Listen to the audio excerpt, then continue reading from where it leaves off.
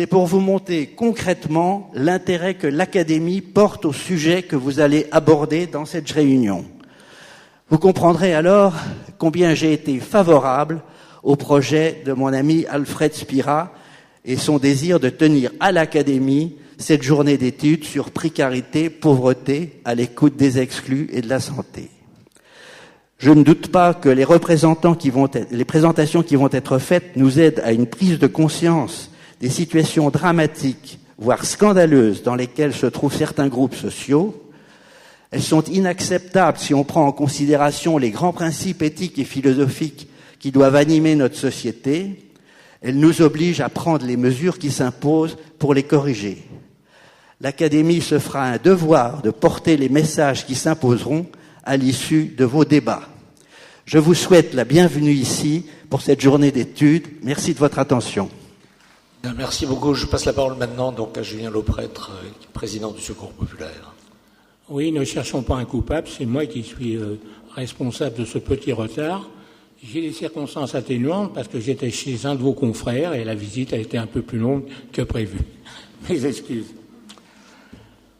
Monsieur le secrétaire perpétuel, mesdames et messieurs les académiciens et chers amis, je suis vraiment très heureux de me retrouver avec vous toutes et tous à l'Académie de médecine, persuadé que nous allons ensemble tout faire pour faire avancer cette grande idée de la médecine pour tous. La tâche est grande, vous le savez. Par exemple, 1 Français sur 5 retarde ses soins ou y renonce totalement. Une tendance qui s'amplifie parmi les populations fragilisées par la crise, mais aussi parmi les étudiants, dont 20% sont désormais dépourvus de couverture maladie. Faute de ressources financières suffisantes, les personnes en situation de précarité priorisent alors leurs dépenses et le domaine de la santé n'est évidemment pas épargné. De plus en plus de personnes retardent leur recours aux soins pour des raisons pécuniaires. Ce comportement a pour conséquence malheureuse le diagnostic tardif de pathologies sérieuses qui auraient pu grandement bénéficier d'une prévention ou d'une prise en charge précoce. Tout le prouve, les soins dentaires et les lunettes sont les premiers postes de dépenses sacrifiés. Déjà en 2008, dans son numéro spécial du magazine Convergence, Alerte pauvreté, les inégalités ruinent la santé. Ainsi, le baromètre Ipsos Secours populaire soulignait que, je cite, 39% des Français ont déjà renoncé à au moins un soin en raison de son coût, tandis que 30% d'entre eux ont le sentiment de ne pas avoir les moyens financiers pour disposer d'une alimentation saine et équilibrée. Le seul énoncé de ces chiffres marque bien le chemin qui reste encore à parcourir afin que les personnes en situation de précarité puissent avoir accès aux soins et à la santé. La situation des personnes aidées par le Secours populaire ne cesse de se dégrader, que ce soit en termes d'accès aux droits santé, couverture maladie, aide médicale d'État, le SMUXE, aide à une complémentaire santé, de prévention ou d'obtention de soins et de produits de santé. Ainsi, le Secours populaire, depuis sa création, nous fêtons notre 70e anniversaire cette année. Il met la santé au cœur de ses actions de solidarité, notamment par le biais de ses permanences d'accueil, de solidarité et de relais santé. Mais aussi en allant à la rencontre de ceux et celles qui sont au centre d'hébergement, à l'hôtel, dans la rue, dans les antennes étudiantes.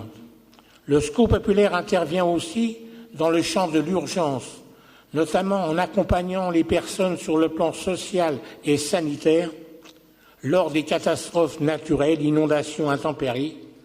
Et c'est le cas aujourd'hui avec cette catastrophe qui a endeuillé la Côte d'Azur. Pour ce faire, il s'appuie sur le mouvement des médecins du Secours populaire français.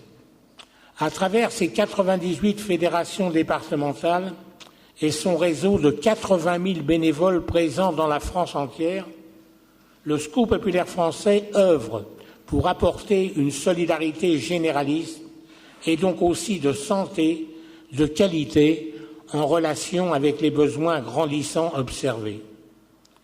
La grande majorité des fédérations départementales de notre association ont une activité dans le domaine de la santé et de la prévention. Les actions menées par les bénévoles s'appuient sur des réseaux de structures spécialisées et de professionnels de santé, dont les propres médecins du Secours populaire. Ce mouvement des médecins du Secours populaire français est né il y a 35 ans, en 1980, lors du tremblement de terre d'El Asnam. Ses membres ne sont pas seulement médecins, mais aussi infirmiers, techniciens, psychologues et professionnels du secteur social, éducatif, agronomique et de la recherche.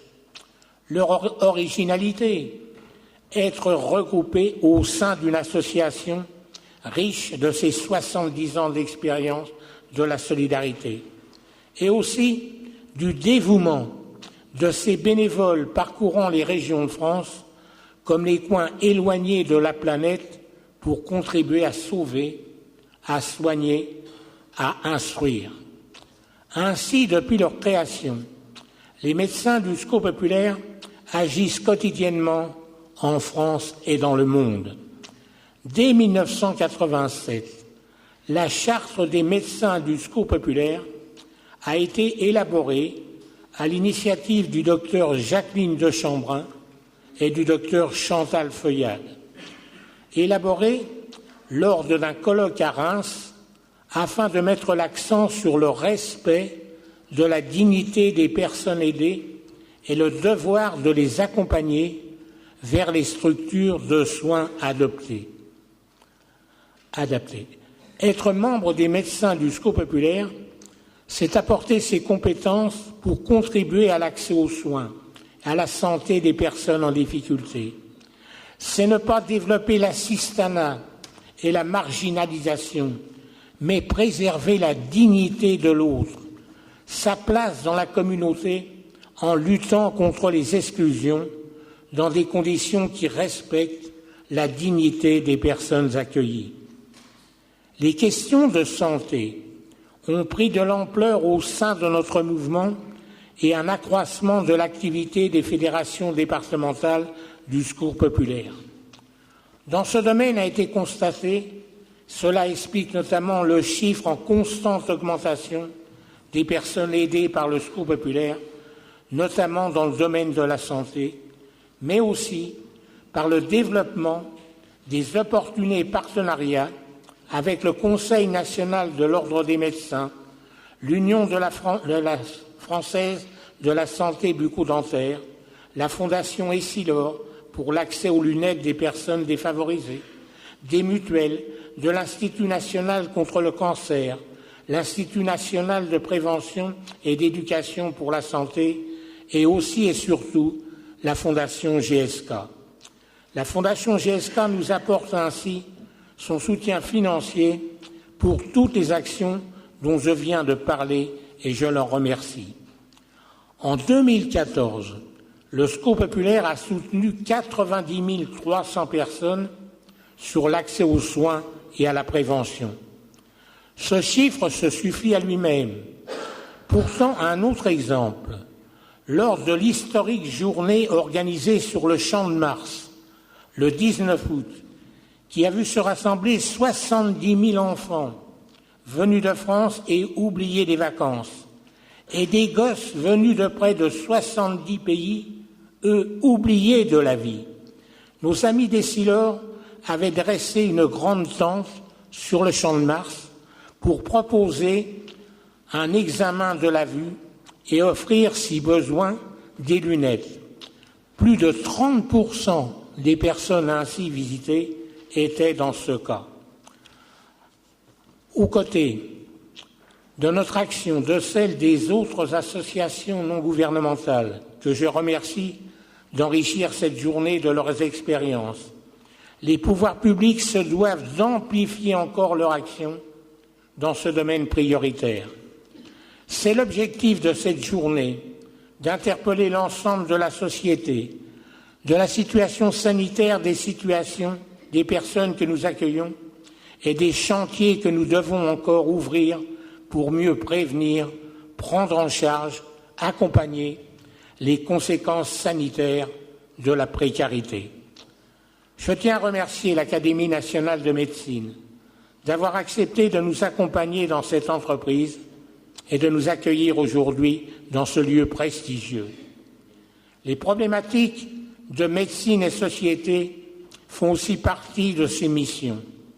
Nos efforts communs ont pour but de développer toutes les actions dans les domaines de l'accès aux droits, de la prévention, de l'amélioration du parcours de santé de ceux qui en sont exclus. Nous le savons, la tâche est immense, mais nos volontés communes, rassemblées, peuvent la rendre possible à accomplir. Je vous remercie.